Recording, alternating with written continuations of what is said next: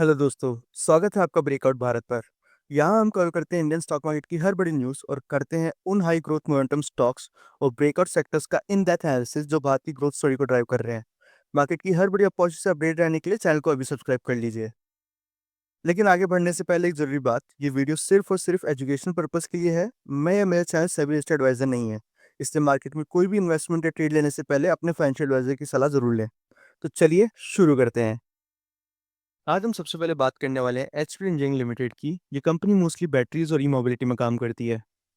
अगर हम बात करें इनकम की, तो पिछले क्वार्टर से जो इनकम वो लगभग 25% का डिप है, 884 करोड़ से 617 करोड़ ही रह गई है। वहीं अगर हम बात करें ईयर टू ईयर की, तो 1993 करोड़ से इनकम बढ़ करके 3361 करोड़ हो गई है, तो यानी कि एक 60% का सॉलिड जंप है। वहीं अगर हम बात करें प्रॉफिट आफ्टर टैक्स की, तो पिछले क्वार्टर में जो प्रॉफिट आफ्टर टैक्स था वो था 220 करोड़, जो कि इस क्वार्टर में खाली 63.75 करोड़ रह गया है, यानी कि टोटल 76% का डिप है यहाँ पर। वहीं अगर हम ईयर ऑन ईयर कंपेयर करें, तो 276 करोड़ से बढ़कर के 814.89 करोड़ हो गया, तो लगभग 160% की ग्रोथ है।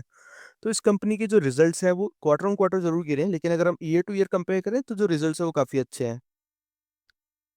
गाइस, अब हम बात करते हैं बेलरेज इंडस्ट्रीज लिमिटेड के ऊपर। ये जो कंपनी है, एक मेजर ऑटोमोटिव कंपोनेंट कंपनी है। इस कंपनी का जो इंडिया में market share two wheeler segment में वो टोटल 24% का है। और वहीं अगर हम बात करें इनके प्रोडक्ट पोर्टफोलियो की, तो कंसिस्ट करते हैं chassis system, polymer component, suspension, steering column. Total 1000+ product का पोर्टफोलियो है इस कंपनी का। उसी के साथ साथ में ये कंपनी 3 कंट्रीज, 9 स्टेट और 11 सिटीज के अंदर 24 मैन्युफैक्चरिंग फैसिलिटीज को ऑपरेट करती है। और 38 ऐसे ओएम्स है जिनके साथ इनका लॉन्ग टर्म टाई अप है। वहीं अब हम अगर बात करें इनके फाइनेंशियल्स की, तो जो पिछले साल के इसी क्वार्टर में जो इनकम 2274 करोड़ थी, वो बढ़कर के 2552 करोड़ हो गई, यानी कि 12.2% का जंप है। वहीं अगर हम बात करें ईयर ऑन ईयर की, तो लगभग 8290 करोड़ से इनकम बढ़कर के 9509 करोड़ हो गई है, यानी कि 14.7% का जंप है। वहीं अगर हम ईयर ऑन ईयर इनकी ग्रॉस प्रॉफिट मार्जिन को देखें, तो वो भी 20 बेसिस पॉइंट से बढ़े हैं, 19% से बढ़कर 19.2% हो गए हैं।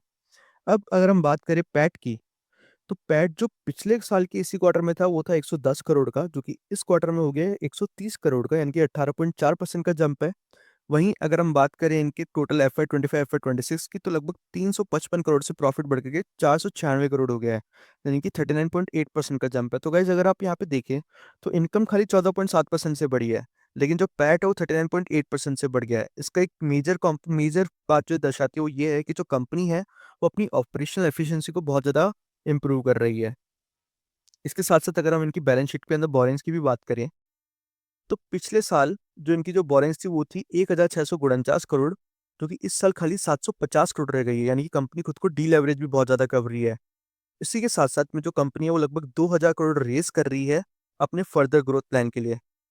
तो गाइज़, ये थी हमारी एनालिसिस आज एचबीएल और बेलराइज इंडस्ट्रीज़ के ऊपर।